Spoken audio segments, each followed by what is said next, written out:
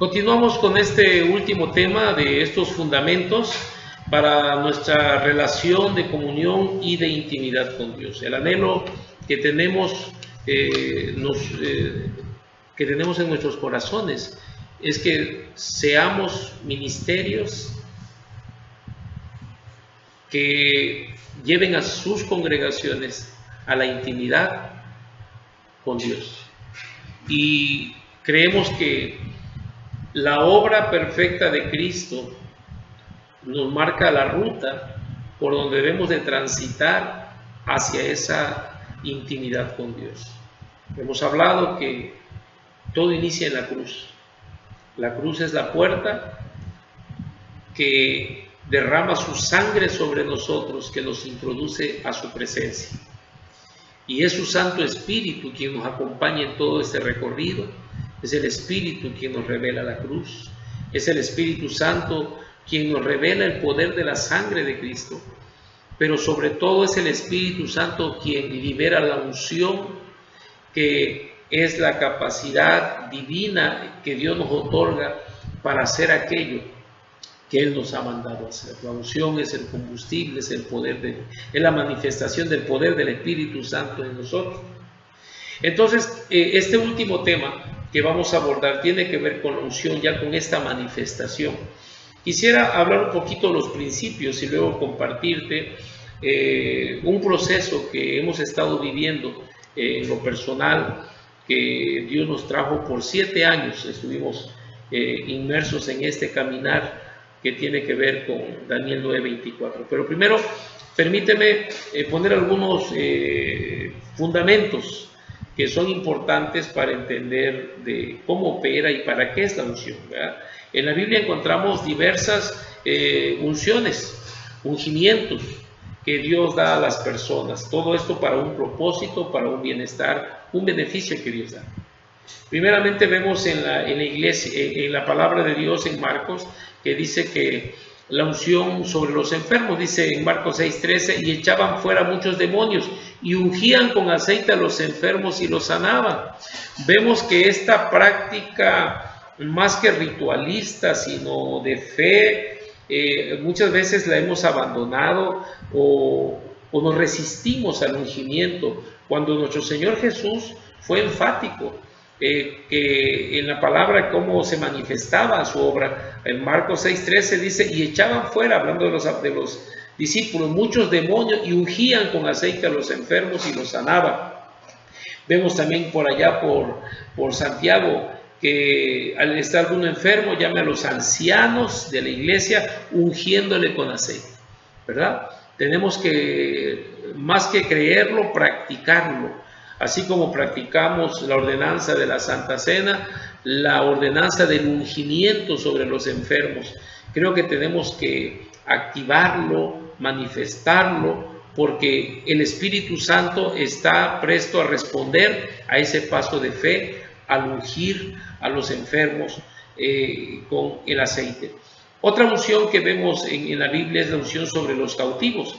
Dice allá en Isaías 10:27, acontecerá, dice, en aquel tiempo que su carga será quitada de su hombro y su yugo de su cerviz, y el yugo se pudrirá por causa de la unción. Qué importante es que en nuestras congregaciones se libere la unción de liberación a los cautivos. Hay mucho pueblo de Dios y aún pueblo de Dios que está siendo cautivo de opresiones, de situaciones como aquel pasaje cuando el Señor Jesús hablaba de aquella mujer que tenía esa joroba en su espalda y Él la libera, y Él dice, esta hija de Abraham, que el enemigo la ha tenido atada, no era necesario liberarla de esa opresión, de esa cautividad.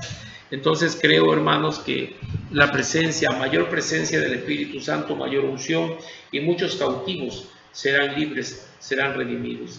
También vemos que había una unción en aquellos tiempos bíblicos. Estamos viendo el panorama de los efectos de la unción, que era a los invitados. Dice allá que cuando el Señor Jesús fue invitado a esa casa de ese fariseo, y aquella mujer de mal antecedente ungió sus pies, y el fariseo le recriminó, Jesús le dijo, que tú no tuviste la cortesía de ungir mi cabeza con aceite de olivo, pero ella ha ungido mis pies con un perfume exquisito. Entonces, mis amados, hay una unción que llega, y yo déjame un poquito llevarlo a un escenario. Cuando la gente llega a nuestros hogares, si está ese hogar en la presencia, ungido, hermanos, los que entren bajo nuestros techos van a recibir ese favor que Dios le ha dado a nuestras casas. Es importante, y más que esa gente que no conoce a Dios, cuando entre a nuestros hogares, pueda percibir la presencia y decir, hay algo especial en esta casa, hay algo que me hace sentir bien. Es la unción, es lo que viene en lo espiritual. Vemos una cuarta característica o manifestación de ungimiento, es la unción para conocer todas las cosas y ser enseñados. Insisto, todo esto lo da el Espíritu Santo.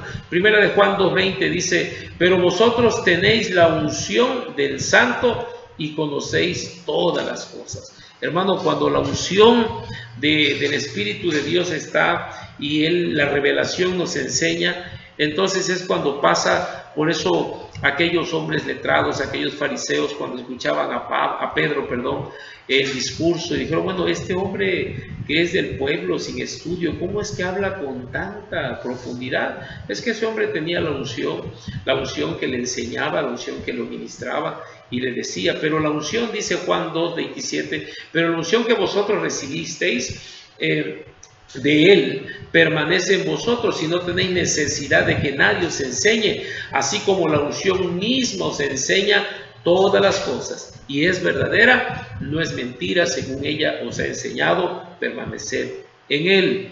Decía que mucho de nuestro conocimiento no es adquirido por un proceso, es adquirido por una impartición de esa unción. Muchas veces escuchaba a alguien decir, ¿quieres saber lo que yo sé? Sufre lo que yo he sufrido, vive lo que yo he sufrido. Y no es así. Claro, cada quien vive un proceso para un propósito específico, pero referente al conocimiento, hermano, el conocimiento no viene por experiencia, el conocimiento viene por la impartición del Espíritu Santo que opera a través de esta unción que nos hace entender y saber todas las cosas. Vemos también en la palabra que había una unción sobre los muertos. A los muertos también en aquellos tiempos, dice la Biblia en Marcos 16:1, el sábado atardecer, cuando terminó el día de descanso, hablando de nuestro Señor Jesús, María Magdalena, Salomé, la madre de Santiago, fueron a comprar especies para el entierro a fin de ungir el cuerpo de Jesús, ¿verdad? Era importante. Y déjame un poco alegorizar o sacar un simbolismo. Mira, hermano, cuando dice la Biblia que allá el profeta Eliseo, bueno, permíteme, ahorita no traigo el nombre confundido, pero ciertamente dice que cuando llevaban a aquel hombre a enterrar y vinieran esos ladrones y que el cuerpo fue arrojado sobre donde estaban los huesos del profeta, que cuando el cuerpo muerto tocó esos huesos, resucitó. Entonces, qué tremendo que aún después de muerto, la unción reposa sobre uno. Qué tremendo que aún cuando nosotros ya no estemos aquí, si permitimos que esa unción se manifestara, en ese lugar se manifestara. Un buen amigo fue a la calle Azusa, allá donde se dice del derramamiento aquel del Espíritu Santo, donde nace el mover pentecostal, y fue porque tenía la inquietud de ir a ese lugar de la calle Azusa. Y dice que cuando fue con tristeza vio que ya no hay nada representativo ni simbólico, que es una plaza, y en esa plaza parece que unos chinos compraron, hicieron un edificio, y dice que él estaba un poco triste y le preguntó a un policía qué había de aquella experiencia del Pentecostés, y este policía le dijo que él era cristiano. Dice, pero sí queda un testimonio aquí de esa unción, de ese favor que Dios descendió. Le dijo, mira, ese árbol que ves tú ahí de naranja, había un árbol de naranja, que dice tiene ya más de 100 años, y para especial dice que un árbol de naranja no tiene una vida tan larga y mucho menos produce fruto. Y dice que a él le sorprendió ver ese árbol de naranja, que fue testigo de aquel derramamiento, con frutos de naranja. Entonces, cuando hay un derramamiento, cuando en un lugar baja la unción del Espíritu Santo, permanece en ese lugar, no se acaba, no se va. Por eso es bueno ir a esos lugares donde un día hubo un derramamiento del Espíritu Santo, porque ahí hay presencia del Espíritu Santo. Eso no se aparta, eso es sobrenatural. Y por eso es muy importante anhelar, aún en esos espacios, aún en esos lugares donde un día vino un gran derramamiento, ahí queda presencia, favor de Dios. Muy bien, también vemos en la Biblia que hay una unción para los siervos de Dios. Sí, esta unción es para santificar, para apartar a la persona para Dios, ¿no? Para consagrarlo a una función o a un propósito determinado. Vemos que esto aconteció con David, cuando dice allá en el Salmo 89:20, hallé a David mi siervo, lo ungí con mi santa unción, ¿verdad? David, para que pudiera ser el rey conforme al corazón, manifestar el corazón de Dios, sabemos que David fue 3 veces ungido, tuvo 3 funciones. Cuando era un muchacho de 17 años, ahí Samuel lo unge. Luego tuvo un ungimiento como solo rey de 2 tribus y posteriormente tuvo el ungimiento como de todo el pueblo de Israel. Porque cada vez que hay una asignación a algo nuevo, se necesita una unción nueva para nuestra vida. Y tenemos que anhelar esa unción que no se ponga rancia, que no se pierda, sino que esté reposando esa bendita unción. Vemos la Biblia también como cuando Aarón y sus hijos fueron apartados para el sacerdocio, tuvieron que pasar un proceso de ungimiento. Luego dice Levítico 8:12, luego derramó un poco de aceite de la unción sobre la cabeza de Aarón y de esta manera lo ungió y lo santificó para su labor. Qué importante es ser siervos y siervas ungidos para la labor que nos ha mandado hacer Dios. Porque, hermano, nuestra misión es sobrenatural. Nosotros necesitamos la unción para hacer el ministerio. ¿Sí? Cuando no hay un ministerio ungido, entonces es claro, no hay fruto, no hay transformación, no pasa nada sobrenatural.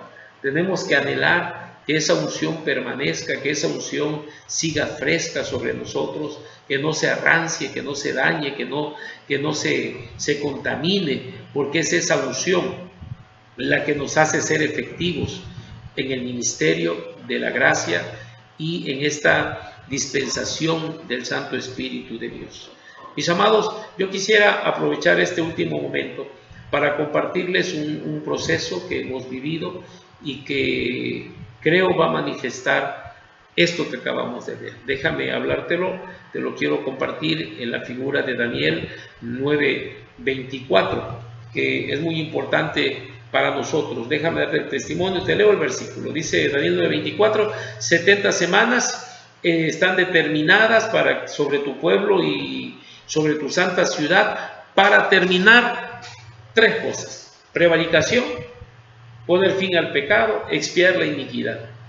Establecer 3 cosas: traer la justicia perdurable, sellar la visión y la profecía, y dice, y yo ungiré al Santo de los Santos.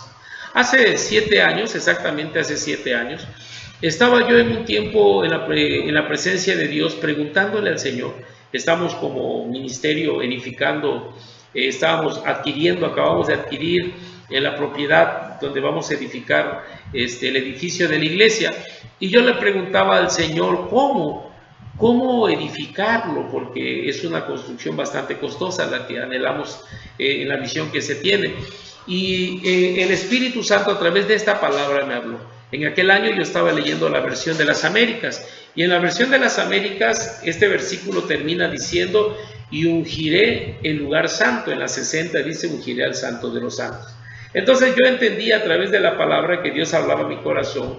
Me decía, este lugar yo lo edifico si tú vives pasas este proceso, quitas estas 3 cosas de tu vida y de la iglesia, estableces estas otras 3, y entonces yo unjo al Santo de los Santos. Y yo acepté el reto de Dios y entramos en este proceso. Y lo primero que yo aprendí, y ahí es donde veo la obra de la cruz, ¿verdad? Que tienes que hacer morir, el camino de la cruz. Las primeras 3 cosas que nosotros tenemos que quitar. La número 1 es la prevaricación. En ese tiempo yo entendí que el pecado olvidado de la iglesia, que es la prevaricación es cuando una persona es deshonesta para con Dios, ofende a Dios, conciencia, tiene conocimiento y conciencia. O sea, sabe que lo que está haciendo es incorrecto o lo que va a hacer es incorrecto. Su conciencia le dice no lo hagas y más sin embargo lo hace. Esa persona se vuelve un prevaricador. Y alguien le llamó el pecado olvidado en la iglesia. Hay mucha prevaricación que impide, porque acuérdate, vamos en el camino, el proceso para recibir la unción que está operando en Jesús. Primero es limpieza, humillación. Y Dios nos llevó a reconocer cuánta prevaricación, cuánto pecado consciente se está cometiendo, ¿verdad? Y en la ley, en el libro de Levíticos dice que cuando alguien pecaba por prevaricación, ya no había sacrificios para él. De un animal, no, esa persona era apedrado, era muerto, porque ofendió a Dios con plena conciencia. Posteriormente Daniel dice que tenemos que poner fin al pecado, fin al pecado. Y hermanos míos, el gran problema que tenemos en la iglesia es que si no dejamos que el Espíritu Santo haga morir las obras de la carne, no le podemos poner fin al pecado, ¿verdad? Las 17 obras de la carne que habla Gálatas, el único que las puede hacer morir es el Espíritu Santo. Yo recuerdo en este tiempo, en este proceso, una obra de la carne entre las que han afectado mi vida, era la ira. Era una persona muy pronto a llenarme de ira, muy iracunda. Y recuerdo que en este caminar yo hice todo lo que yo imaginaba que era la manera de terminar con ese pecado de ira. Y recuerdo que en muchas ocasiones ayuné, oré, confesé hasta públicamente ese pecado y en verdad me dolía, pero yo lo quería hacer morir, yo lo quería quitar de mi vida, hasta que el Espíritu Santo me mostró y me enseñó y me trajo al recuerdo una obra de la carne que él había hecho morir muy sobrenaturalmente, como todo lo que él hace. Fue la obra de la carne lo que les daba testimonio del alcoholismo, de la borrachera. Yo luché por no ser un alcohólico, yo sufrí ser hijo de un alcohólico. Y cuando yo recuerdo que después de que busqué muchas maneras de ser libre y no poder alcanzarlo, pues fue cuando yo pensé en suicidarme, porque dije, muerto el perro se acabó la rabia, yo nunca voy a vencer el alcoholismo, nunca voy a vencer esto, y mejor aquí yo acabo. Y fue cuando en su gracia él me alcanzó. Y cuando yo lo único que tuve que reconocer es que yo no puedo, yo me rendí. Y en ese mismo día, esa obra de la carne, que era borrachera, alcoholismo, se quitó de mi vida. No sufrí crisis de desintoxicación, porque no solo el alcohol, también estaba consumiendo drogas. Y en ese instante lo hizo morir. Entonces el Espíritu Santo me hizo recordar, me dijo, ¿qué hiciste tú para poner fin al pecado de alcoholismo? Bueno, nada más que reconocer que lo era y que yo no podía hacer nada en contra de él. Bueno, me dijo, la ira es también fruto de la carne, y el único que la hace morir, conforme a Romanos 8:13, si vivís conforme a la carne moriréis, mas si por el Espíritu hacéis morir las obras de la carne viviréis, es el Espíritu Santo. Entonces reconocí en el caso de la ira, que esa vida de ira en la cual yo estaba viviendo era el fruto de una vida de enojo producido por la amargura. Dice Efesios, quítese de vosotros toda amargura, todo enojo, toda ira, toda gritería, toda maledicencia, toda maldad. Entonces el Espíritu Santo, ese quítese de vosotros, es reconozco y el Espíritu Santo lo quita de mí. Entonces el Espíritu Santo dijo, hay que poner fin, terminar la prevaricación, poner fin al pecado, pero luego dice, y expiar la iniquidad. Aquí no quiero entrar en polémica, pero hay una realidad que se refiere como algo distinto, iniquidad. Podemos ver, dice que si alguno se limpia de estas cosas, de esta iniquidad, será un instrumento útil para el Señor. Yo lo que yo he podido entender en la palabra de Dios, cuando dice que Dios perdona, perdona el pecado, la rebelión, la iniquidad del pueblo de Dios, que la iniquidad sí se hereda, la iniquidad, el pecado no, el pecado Cada quien es responsable. Los hijos no van a pagar por el pecado de los padres, ni los padres pagarán por el pecado de los hijos. Pero la iniquidad, se hereda la iniquidad, ¿verdad? Si hiciéramos un estudio profundo, es algo profundo de la iniquidad, podemos ver cómo dice que el impío, que es una persona que comete iniquidad, que es iniquidad de maldad, lo podemos ver, desde el vientre de su madre viene torcido, dice, ¿verdad? Hay hechos, hay maldiciones que en Jesús fueron consumadas. Por eso la importancia de la cruz, porque en la cruz esa maldición de herencia se corta, se acaba, se termina, y la sangre lo nulifica, lo acaba en nosotros y en nuestras generaciones. Hay un pasaje en Oseas 4:14 que siempre me llamaba la atención conforme a la ley. Hoy estamos en la gracia, pero en la cruz tengo que dejar todo eso. Dice, no voy a castigar a tus hijas cuando forniquen, ni a tus nueras cuando adulteres, porque tú mismo te echaste con rameras. Entonces, ahí hay una maldición de iniquidad hacia la hija y hacia la nuera, ¿verdad? Donde dice Dios, no voy a castigar, porque hay un derecho legal de esa iniquidad, de esa maldición, traspasando generaciones.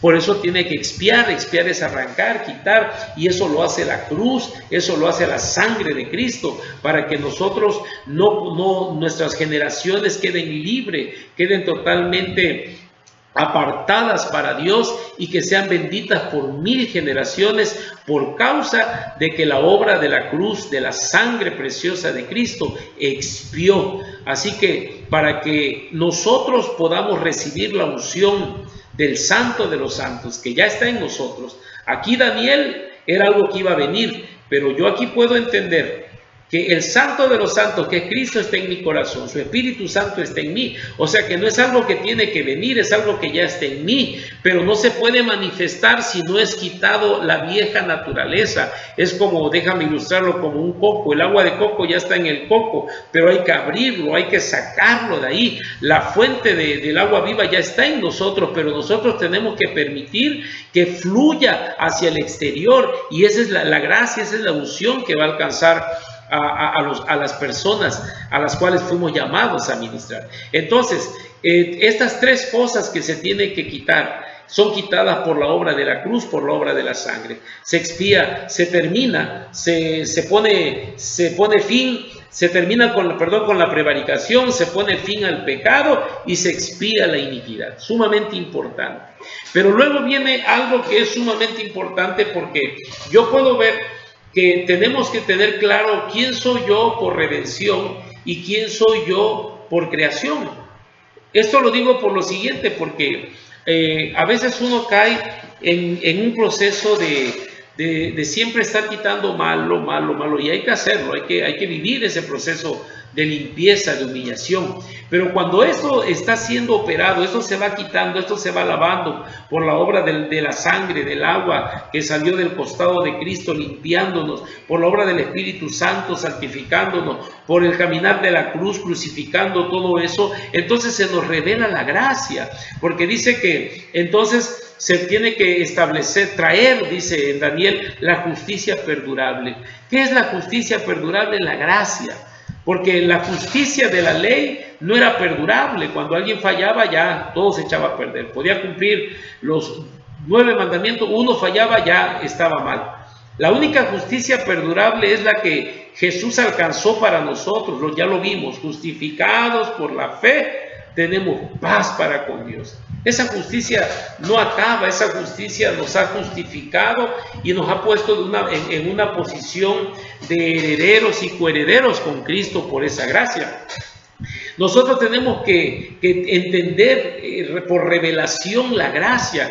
Creo que algo que la iglesia no ha entendido, porque hemos caído en mezclar las reglas y la gracia, y hemos hecho una mezcla de religión, de gracia con ley, con legalismo, que no hemos podido vivir y disfrutar todo aquello que ya es nuestro por gracia, y queremos alcanzarlo a través de esfuerzos, a través de procesos humanos, metodológicos, cuando es algo consumado por la obra preciosa del Señor. Entonces nosotros tenemos que traer, y ya lo trajo. ¿Quién lo trajo? Jesús trajo la gracia. Dice allá en el Evangelio de Juan que la ley vino por Moisés, pero la gracia vino por medio de Jesucristo, y de su plenitud tomamos todo, gracia sobre gracia. Dice el apóstol Pablo, quiero ir a verlos para ministrarles una segunda gracia, porque es otro asunto. Nos hemos quedado solamente con esa gracia bendita de la salvación, pero todo en la vida cristiana es gracia, y el Señor quiere impartirnos, renovarnos gracia en todo lo que hacemos, y recibirlo y saber que estamos capacitados por Él a través de esa bendita gracia, a través de esa unción. Entonces, estamos el camino de Daniel 9:24 hacia la unción del Santo de los Santos. Número 1, tengo que terminar la prevaricación. Número 2, poner fin al pecado. Número 3, expiar la iniquidad. Pero insisto, no lo hago yo, el Espíritu Santo va conmigo. Ese es el caminar que el Espíritu me revela, el Espíritu me muestra. Va a la cruz, la sangre me lava, me limpia, sigo. Se me revela la gracia. Cuando la gracia se te revela, amado mío, tú no tienes temor a lo que Dios te mande hacer, porque luego después de esto dice, y sellar la visión y la profecía. Yo entiendo esto, mis amados, que un día es cuando se da una visión o una profecía, y un día es cuando se sella esa visión y esa profecía.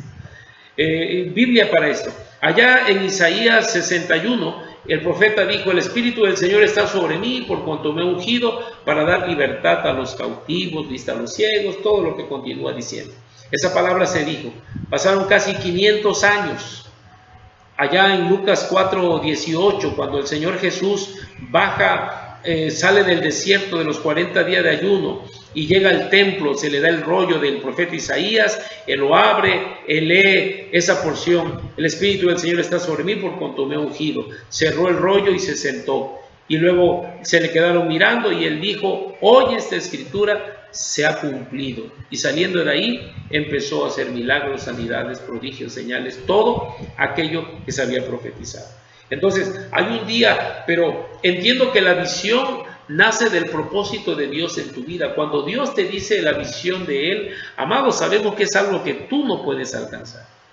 Cuando a mí Dios me mostró lo que Él quería hacer y quería que yo colaborara con Él, al principio no lo pude creer, porque me faltaba gracia para entender que lo iba a hacer Él, no yo. Pero cuando uno realmente es ministrado en una revelación de esa gracia, y luego Dios te muestra su visión, porque no es tuya, porque queda claro, esa visión nace del propósito de Dios. El Señor cumplirá su propósito en mí. Entonces, los propósitos de Dios, que quiere que tú y yo colaboremos con Él, como dijo Pablo, que los hombres nos tengan como colaboradores de Dios, son cosas demasiado sublimes, demasiado imposible humanamente, son cosas más allá de nuestro entendimiento y capacidad. Pero nosotros, cuando se nos revela, digo, claro que se puede, porque no lo voy a hacer yo. Como dijo el apóstol Pablo, pero no yo, sino la gracia de Dios en mí. Pablo dijo, yo he trabajado más que todos, pero no yo, la gracia de Dios en mí. Porque por la gracia de Dios soy lo que soy, y no yo, sino la gracia de Dios en mí. Esta justicia perdurable es la gracia. Cuando esto se revela, cuando esto se atrae a la vida, se atrae a la iglesia, la gente es libre, porque la ley esclaviza, las reglas esclavizan, pero la gracia libera, la gracia hace libre, y esa gracia es la que nos hace ver el propósito y creer el propósito de Dios, y no dudar que Dios me llamó a eso que Él dice que me ha llamado. Por eso no tenemos, cuando la gracia y viene a tu vida, y cuando esa visión se manifiesta, y Dios le dijo a Abraham, hasta donde alcancen tus ojos, o sea, yo le pongo el límite hasta lo que pienso que Dios puede hacer conmigo, porque en Dios no hay límites, amados, ¿sí? Por eso Dios no está hablando de una congregación, Dios está hablando del mundo. Dios quiere que en este último tiempo el mundo sea sacudido por el evangelio del poder, y tú y yo somos responsables de esa gran comisión. Nosotros tenemos que tener una visión, ciertamente, Jerusalén, Judea, Samaria y hasta lo último de la tierra. Nuestros ministerios tenemos que ampliarlo a una visión, pero vuelvo, eso va a ser cuando nosotros somos libres de toda esa vieja naturaleza y la justicia de Dios, que es su gracia, llega y nosotros podemos ver la visión de Dios para nuestra vida. Y cuando eso se sella en nuestro corazón, hay algo que nosotros nos levantamos y dice, vamos adelante, porque lo vamos a hacer, Dios lo va a hacer, Dios lo va a alcanzar, no soy yo quien lo va a alcanzar. Podemos ver continentes convertidos a Cristo, podemos ver ciudades completas convertidas a Cristo, porque la visión no es tuya, mi amado, no es mía, la visión es de Dios. La visión nació del propósito de Dios, de tu vida, de mi vida, y por qué Él nos unió, y porque hoy estamos hablando tú y yo a través de este medio quizá, porque este es un medio de que yo sea usado para recordártelo y tú para confirmármelo también.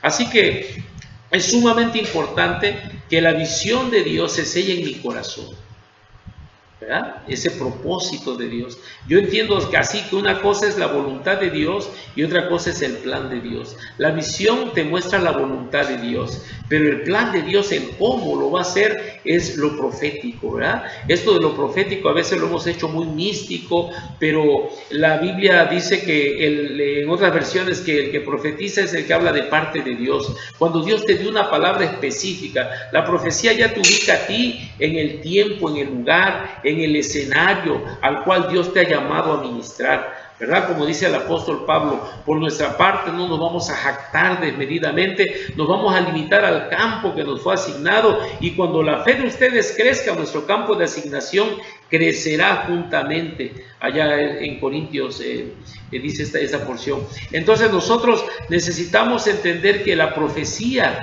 le dice Pablo a Timoteo, no echa mano, recuerda la palabra profética que por el presbiterio, por la imposición de manos está sobre ti. ¿Para qué es la profecía, hermano? Es aquellas cosas que Dios te habló a ti, que te sostienen en medio de la prueba, en medio del proceso, de la lucha, porque Dios lo va a cumplir. Aunque tarde, Él lo cumplirá. Cuando esa visión y esa profecía está sellada en tu corazón, hermano, como dijo la palabra, aunque me mate, yo voy a esperar en Él, porque aunque tarde se cumplirá esta palabra, porque esto es más fuerte que nosotros, y esto es lo que nos anima, y esto es lo que nos levanta, y esto es lo que dice, sí se puede, no solo se puede, se debe. Pero ese favor, hermano, ese caminar, cuando llegamos a ese estado de credibilidad, hermanos, es porque el Espíritu Santo nos ha renovado, nos ha transformado, nos ha hecho creer lo imposible, nos ha hecho mirar lo sobrenatural, porque ya no somos los mismos, porque ya la vida de prevaricación, de pecado, de iniquidad, de legalismo ha sido rota de nuestra vida, y ahora, mis amados, la visión de Dios y la palabra de Dios a tu vida se ha hecho carne, está dentro de ti, y eso es lo que te levanta cada día a decir, vamos adelante, a colaborar con Dios, porque nos hace entender que no es por nosotros, no es con fuerza, dice la palabra, ¿no? Que no es con fuerza, no es con eso, sino nuestras armas no son carnales, sino poderosas en Dios para la destrucción de fortaleza, y nuestras armas es el Espíritu Santo, hermano. Pero ese Espíritu Santo, el arma más poderosa del Espíritu Santo en nosotros, es la unción que Él da, es el poder de Dios sobre nosotros. Y concluye Daniel 9:24, dice, quitas esas tres cosas, que es prevaricación, pecado e iniquidad, estableces estas tres cosas, que es la justicia perdurable, gracia, se sella la visión y la profecía de tu vida, desde el ministerio de la gracia, y entonces dice, y yo ungiré al santo de los santos. Cuando esta palabra estuve viviendo este proceso, hermanos, 7 años estuve pasando esto, el Señor habló a mi corazón y me dijo en este tiempo, yo no te voy a ungir a ti, César, yo voy a ungir a mi Hijo que habita en ti. Mientras Gálatas 2:20 no sea una realidad en ti, difícilmente esta unción, la del santo de los santos, hablo de las otras del ministerio, sí, las que citamos, pero esta unción que es Cristo viviendo su vida a través de mí, esa es la unción que necesitamos. Esa es la unción, porque decíamos hace rato, ¿qué pasaría si Jesús estuviera viviendo hoy en día a través de ti? Los enfermos sanarían, los endemoniados serían liberados, los muertos resucitarían, se manifestaría el amor, la gracia. ¿Y qué pasaría ante esa manifestación de las personas que nos rodean? Multitudes vendrían a Cristo. Y no a seguir a un hombre, sino a seguir a Cristo. Y yo ungiré al Santo de los santos. Es a Jesús. Amados, es sumamente importante y estamos viviendo un tiempo sumamente emocionante, pero muy peligroso, donde si no hacemos el ministerio con la unción, nuestras vidas corren peligro, mucho peligro. Porque la lucha que tenemos no es con carne ni sangre, es con potestades. La lucha que estamos librando es muerte, estamos hablando de muertes eternas. Estamos hablando que Dios nos ha llamado a afectar vidas eternamente, no temporalmente. Y tenemos que anhelar la unción. Tenemos que anhelar, pero como se dijo en el tema pasado del Espíritu Santo, ese poder, esa unción, hermano, primero se tiene que limpiar la vasija, primero tenemos que vivir ese proceso de humillación, de limpieza.